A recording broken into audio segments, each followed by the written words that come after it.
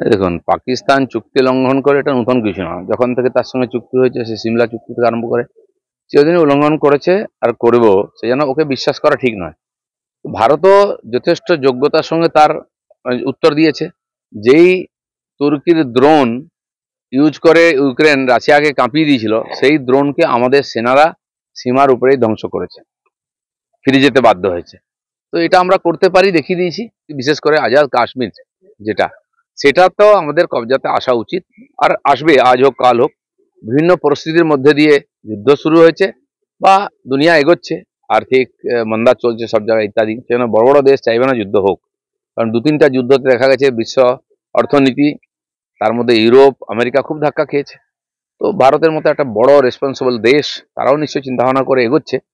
Download করুন এই সময় অ্যাপ, iOS ও অ্যান্ড্রয়েডের জন্য।